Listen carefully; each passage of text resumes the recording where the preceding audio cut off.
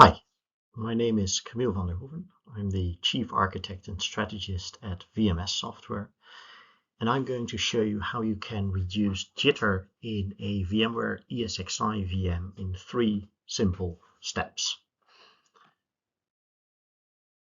So, first of all, I want to show you what the issue is. If we take this DCL script, just sits in a loop and calls $get_API current privilege. And we do this 10,000 times in a loop. Now, you would expect that if you do this 100 times, that it takes about the same time every time you run it. But this is what we see when we do that. This is a graph that shows the results when we run that 10,000 iteration loop 100 times. Now the units on the left are hundredths of a second, so you can see that the first run takes almost 1.5 seconds, and then the remainder of the runs take around 1.25 seconds, but with quite a bit of jitter. And in a lot of cases this may not concern you, but if you're running something like factory automation on top of OpenVMS, or if you need very precise timestamps for financial transactions, then this may be a cause of concern. So let's see what the possible causes of this could be. A major contributing factor to the jitter we're seeing is probably the fact that the CPU frequency on these Intel boxes is no longer constant, but the CPU frequency goes up and down according to the workload's needs. Intel calls this P states and C states.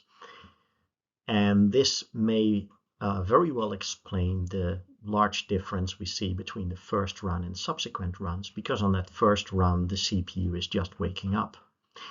Another possible cause could be oversubscription. Say you've got a machine with 10 physical CPU cores and you're running 10 VMs on that with a total of 40 cores configured, then the hardware may not be able to supply everything that's needed to keep those CPUs running at sufficient speed. And finally, ESXi in the hypervisor itself has some locking mechanisms, particularly around I/O, that may cause some jitter as well. So let's see what we can do about this jitter. The first step I'm going to take is to change the power management settings in the BIOS. And I'm going to change it from the balanced power and performance power profile to the maximum performance profile.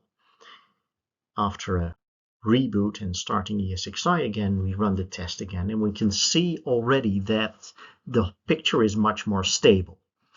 The peaks and valleys are not as spiky as they were initially, but we do see that the performance starts around 1.4 seconds, then drops to a little bit over 1.3 seconds, and then at the end it jumps up again to 1.4 seconds, but it stays around the same value particularly for a longer time than it did in the initial test. And as it turns out, the cause of this is that VMware still has some control over the CPU speed, and that is because of collaborative power control.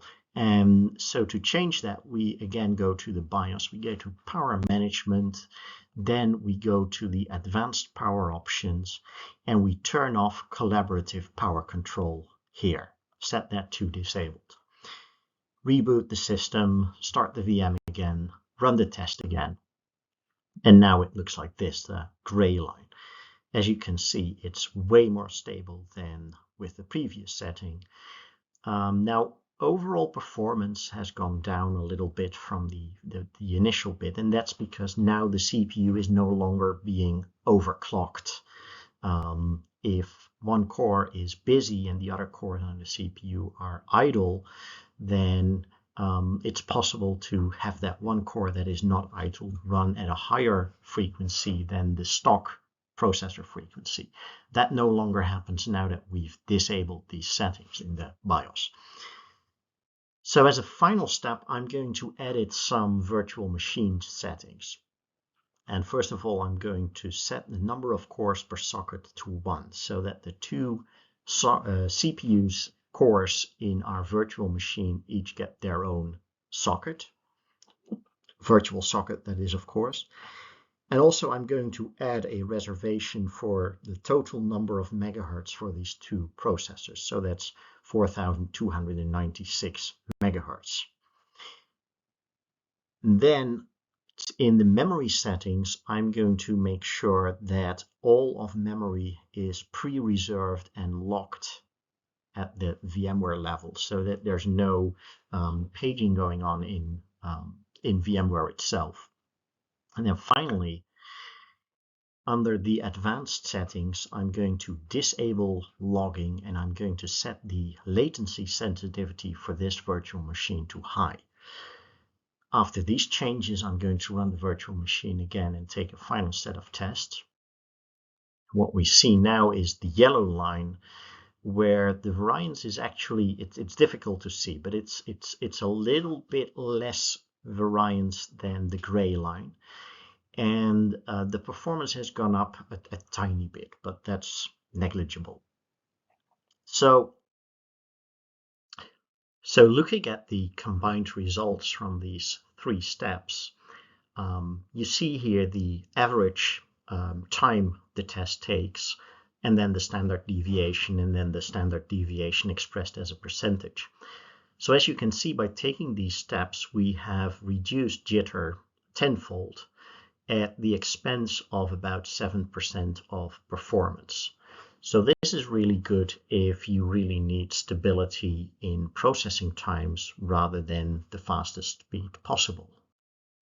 Some additional steps that you could take if this isn't enough, for instance, if your ESXi host has more virtual machines running on it than just the one that I've been playing with, you could try disabling hyperthreading to see if that makes a difference. VMware has the option to lock your virtual CPUs to specific CPU cores in the host machine. And finally, there are some advanced settings in VMware that you could play with, but that really requires a bit more expert knowledge of VMware. So you might want to get someone who knows what they're doing in VMware for that. And with that, I want to thank you for your attention, and well, until the next video. Thank you. Bye.